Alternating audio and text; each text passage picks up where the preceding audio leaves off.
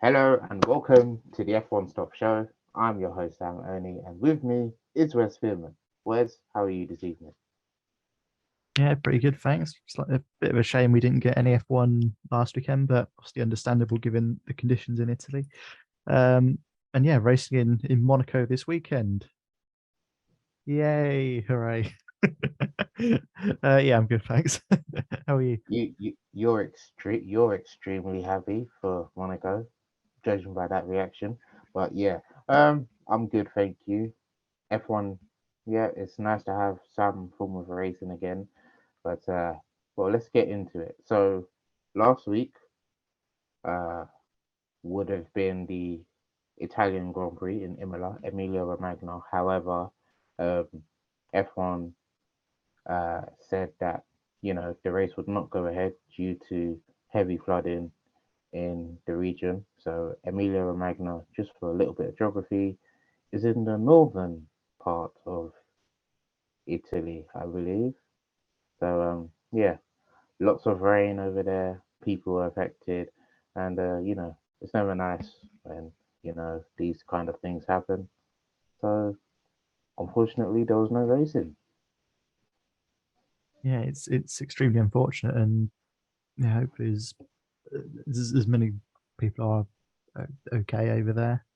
It's completely understandable to cancel the Grand Prix given the situation. I mean, there's so much rain, and we sort of I remember seeing. I think I saw a picture of the track, and I think pretty much the pit wall, one maybe not quite up to the top of the pit wall, was underwater. So yeah, pretty extreme situation over in Emilia Romagna at the moment, and yeah, hopefully, as I say, as many people are as okay as possible. And yeah, I did see I think it was Yuki Tsunoda, helping out in Faenza, where AlphaTauri are based, to help clear up, mop up, um, try and help the factory guys as much as possible, which is I think is fantastic to see.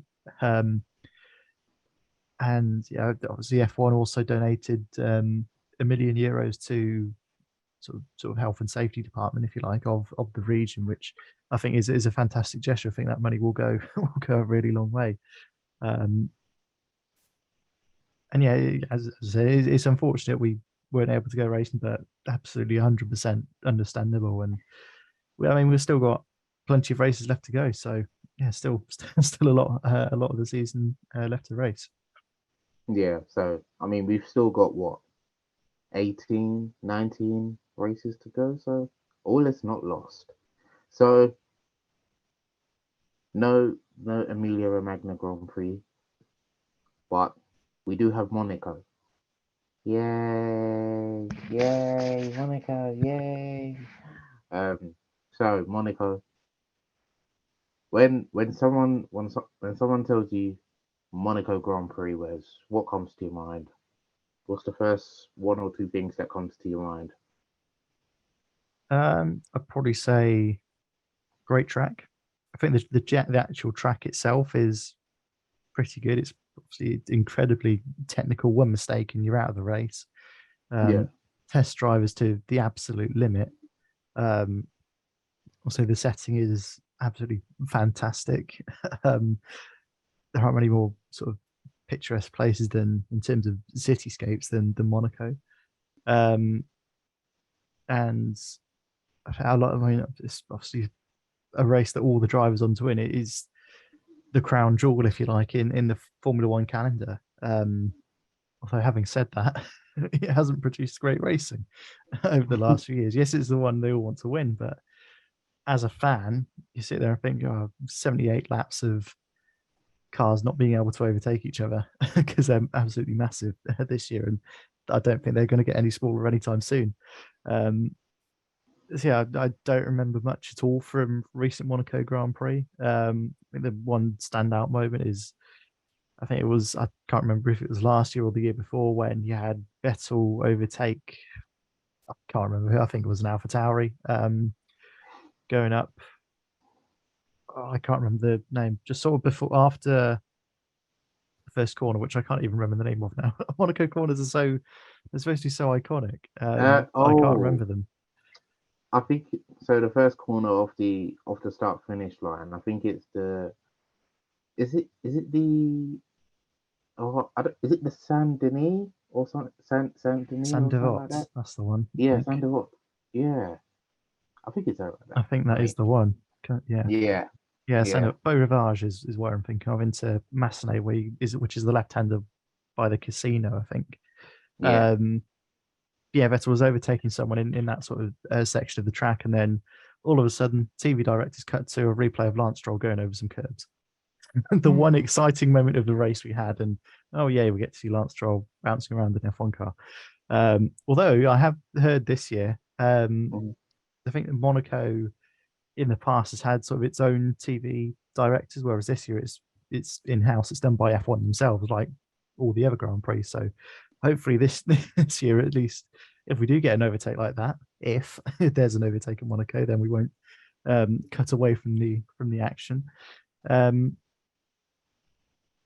yeah, as I say, I can't really remember much from last year. I think you said it was pretty heavy rain and Ferrari ballsed Yeah. up again.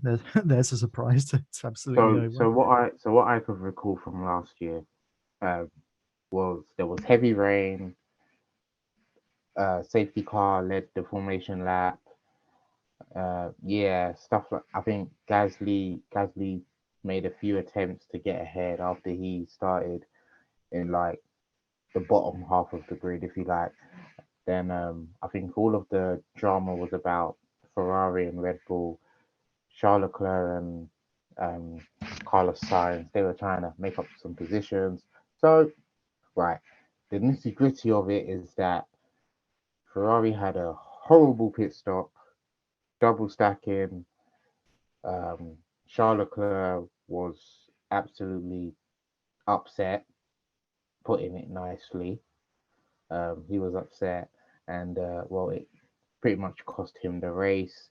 Carlos Sainz again finishing second, who still hasn't won a race since he started in F1. He still hasn't won a race, Carlos Sainz. which yeah. He won Silverstone last year. Oh, he did. Well, at that time, he hadn't Oh, won a race, but yeah, at the time, at the time, yeah, yeah, at the time, he hadn't won a race, but you know, things change. Anyway, um, so where was I? So eventually, Red Bull's Sergio Perez, also known as King of the Streets, won the Monaco Grand Prix, and well, since then, I you can kind of say that there is a reason why Checo Perez is called King of the Streets because Monaco, uh, what, where else? Baku in Azerbaijan, Jeddah. He's done it all.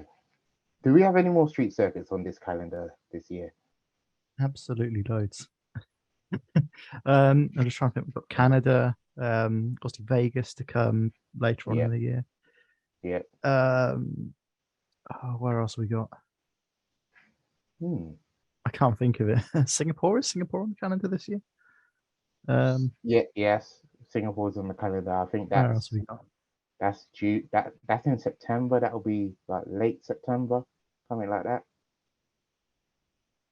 Mexico City, is that a street circuit? Not 100% sure. Mm, I'm not so sure. Yeah, yeah, there are quite a few on the. We've obviously got Saudi Arabia, Australia, Azerbaijan, Miami, Yeah, Monaco, Canada, Singapore. I think Singapore's the last one.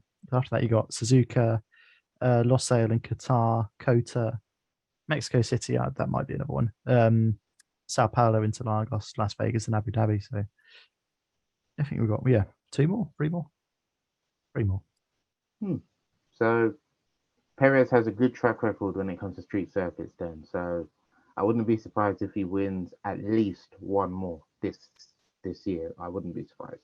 Anyway, so Monaco. In the past, when I think of Monaco, I think about I don't know the glitz, the glamour, everyone having a nice time. Watching all the on track action. But in terms of like history, Now, I haven't really been watching a lot of F1 at Monaco, like history, say, pre 2010s.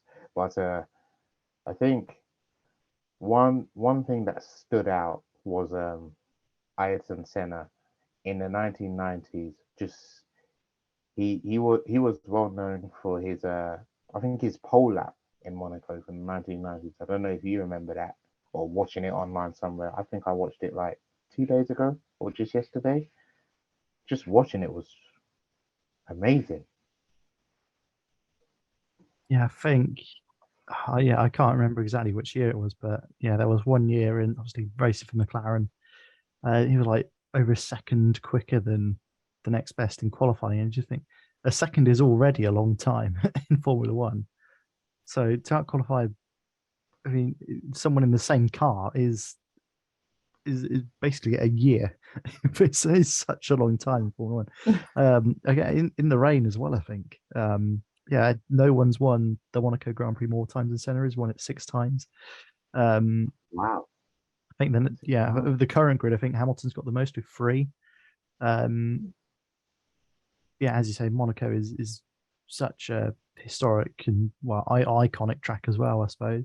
Um, Another standout, well, not necessarily memory because because of around when it happened, but Olivier Panis winning for I can't remember which team. It was a French team in a French driver on essentially a French race. I know Monaco is its own country, but basically France. Again, I think that was late 90s as well. But I think only about 5 or 6 cars finished that Grand Prix. Um, and I believe that was his only race win as well, or one or two race wins, I think. Um, yeah, as you said earlier, Checo Perez won it last year. But then looking at the cars this year, obviously throw Verstappen into the mix, Fernando Alonso as well. Um, Mm. went on a track that is difficult to overtake. If Alonso gets pole on Saturday, could we see a Fernando Alonso race win at Monaco? See, well, who knows? Number 33, who knows? But as we both know, Monaco is a track of basically qualifying, essentially, if you think about it, because the cars are so big, there's no room to overtake, and the barriers make it very restrictive. So it's all about qualifying as high as you can. I mean, if you're Red Bull, you're thinking like P1, P2, that's it. That's where we want to go. But I think Fernando Alonso for Aston Martin will be knocking on the door, feeling, you know what, I wanna win the Monaco Grand Prix. So that would be something. Absolutely, and yeah, I'd be worried if I was Red Bull, given Alonso's start to the season. 4 out of 5 podiums, lowest finish of 4th place. Um, you got to think with such an experienced driver as well. Fernando Alonso had been racing since what about 2000, I think, early 2000s anyway. Um, yeah, I'd be worried if I was Red Bull this weekend. Fernando Alonso breathing down yet because I think even in the race, if he starts say 3rd place, for example, I reckon he can still challenge for that before the race wins. 78 laps. Yeah, I'd be concerned if I was Verstappen or Perez and I got Alonso in my mirrors during the race. I mean, I'd love to see Alonso win in Monaco. yeah, I mean, let's picture it. The only possible way for Alonso to probably win the race with the two Red Bulls in front would probably if if a pit stop went wrong in the Red Bull garage, if you like, because we know Red Bull are pretty quick when it comes to pit stops.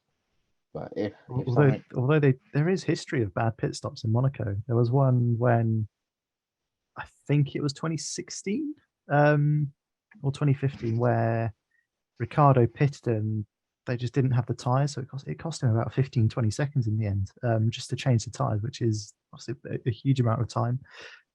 He ended up losing that race when he was pretty much set for victory. Got his wow, redemption the year after, though, albeit with a failing power unit. Down on power for most of the race the year after, but still won it, and we saw him um, face plant into the swimming pool afterwards.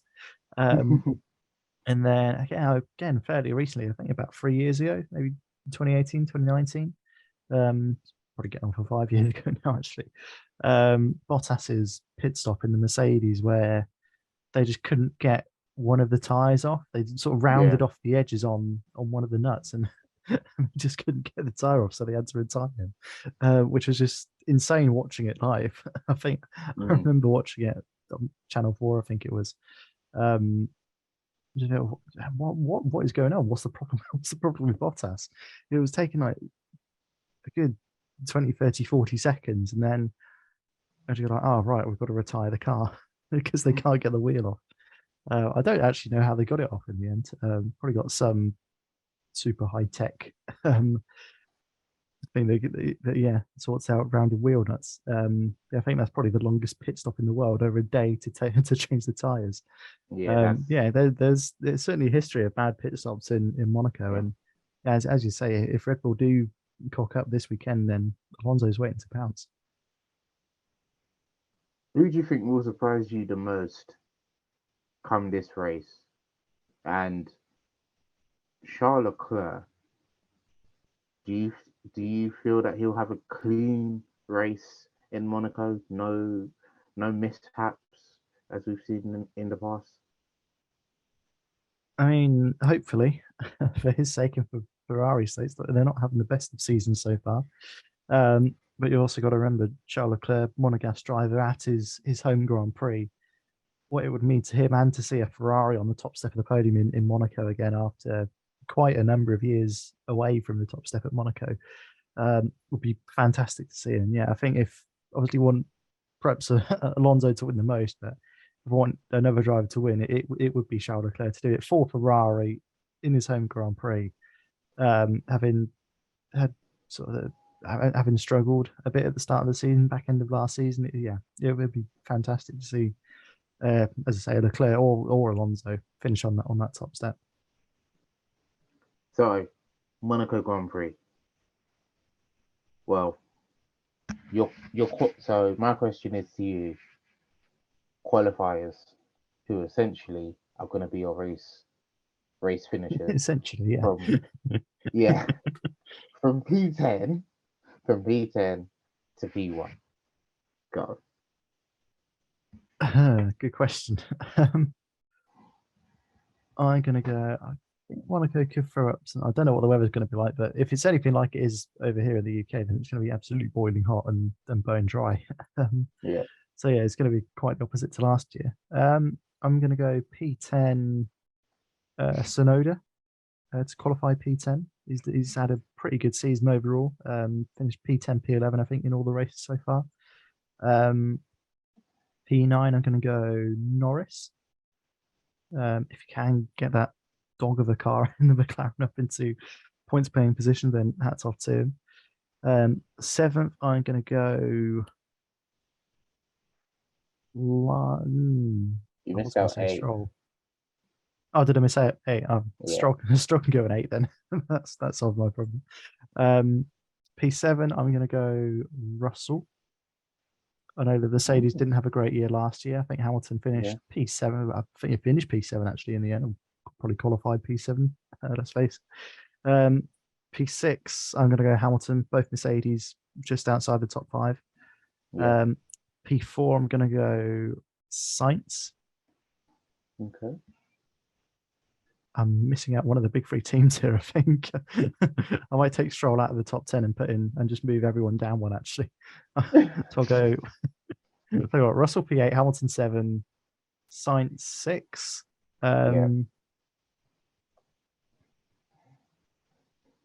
This is tricky. It's tricky, this top 5. Let's go Leclerc 5? 105? Oh. No, I've missed out one. Right. Who am I? I can't remember. No, I've got the top 3. Okay. I'll try and work backwards. I reckon Alonso P1. I'm predicting it. Alonso victory. Perez P2, Verstappen P3, Leclerc P4. Yeah, Sainz P5. Hamilton 6, Russell 7. Yeah. Stroll 8, Stroll. Norris 9, Sonoda 10. I didn't miss that one. I just can't count. Yeah, I can't count you got it. backwards. You got it. You got it. So all right, my turn then. So that's your top 10 then, yeah? So P10, I think it's gonna be. I think yeah. Let's go Sonoda. If anything, it's gonna be matching yours. So P10 for Sonoda. P9, I'm gonna say. You know, I'm gonna say one of the Alpine cars who haven't done quite well this season. They haven't done well, but let's go Esteban Ocon, P9, then P8, Lance Stroll, Lance Stroll. So if he can get his car in there, that'll be all right. P7, I'm gonna say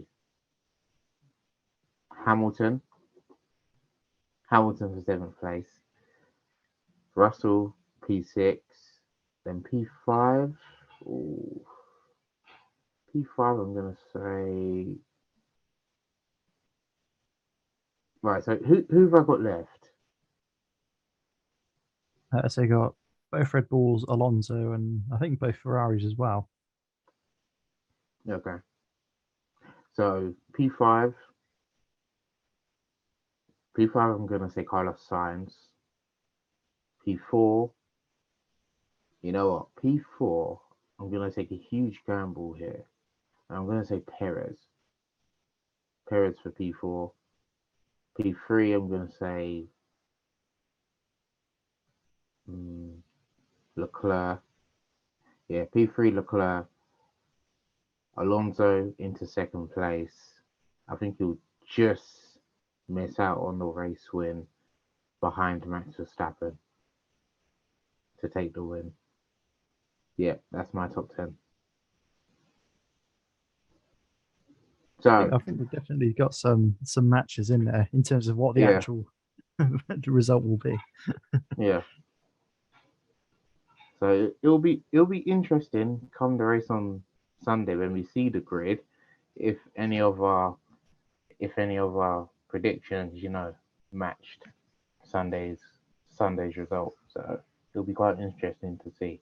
So right then, who are you predicting for driver of the day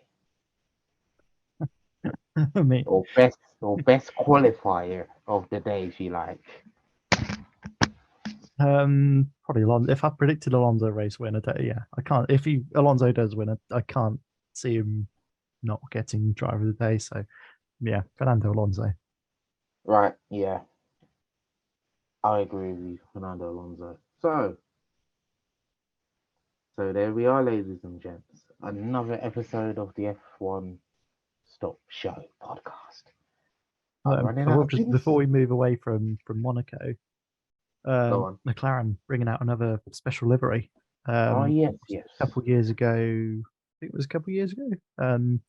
She ran the golf livery where I think it was Norris got a podium. I can't remember if Sainz got a podium that year as well. There was definitely one where they were both on the podium. I can't remember which year. Um, yeah, Was it the year where they turned out to be the youngest podium yes, sitter yeah, it since was. Yeah, yeah, you had yeah, 2011 with Jenson Button and two other guys? I can't remember the other two. yeah, you had Verstappen. Yeah, obviously Verstappen won the race. Sainz second, then Norris third. I can't remember if Yeah. Sainz was still at McLaren then. I don't think he was. I think he was at Ferrari. Um, yeah, they're bringing out a new special one-off livery to commemorate McLaren's Triple Crown. So Indy 500, Le Mans 24 Hours, and obviously the Monaco Grand Prix. And I have to say, it does look fantastic. I think I've seen it. it's sort of the It car's looks sort of good. split into three. You got the sort of darker black front end, and then you got white in the middle, and then the orange papaya at the back. And yeah, it looks like if you haven't seen it, go on to McLaren's Twitter, F1's Twitter, F1 website, and it's better than their normal livery. I think they should just run with this for the whole season. It looks fantastic. I'd love to see it on track. but come Sunday, just watching it on TV, you know, I'm sure it looks good. Sure, it will look good. So Williams won as well. They keeping us keeping us in the loop because they're gonna. It looks like they're gonna launch their own livery as well on Friday the 26th of May. So in a few days time. Uh, what do you think we'll expect from Williams? Their kind of livery. Yeah, they're teasing us, aren't they? Yeah, I can't remember if it was Golf or Williams who put out a tweet saying, yeah, 26th of May, there's going to be some sort of announcement. We don't really know what it's going to be, but um, obviously based on what McLaren did with Golf a couple of years ago, bringing out a one-off Golf color livery. I'd love to see it on the Williams. Yeah, I mean the Golf colors are just fantastic. Anyway, the orange and pale blue, it's one of the most iconic racing liveries of all time. So if Williams can find a way to incorporate that into their car for this year's Monaco Grand Prix, then I'm looking forward to it. And well, are you ready for Monaco this weekend? Ready to fall asleep, yeah, whilst watching it. Well, I'll be ready for Monaco. Hopefully, there's some sort of you know nice moment. But who knows? We might even get another TV director's mishap of Lance Stroll going over the curb. Well, this has been another episode of the F1 Stop Show, and we hope you've enjoyed watching it. Um, so, yeah, we're excited for Sunday. I've been your host, Sam Oni, and it's a goodbye from me. Bye bye. It's a goodbye from Wes. Bye bye. And we hope you enjoy the race this weekend in Monaco.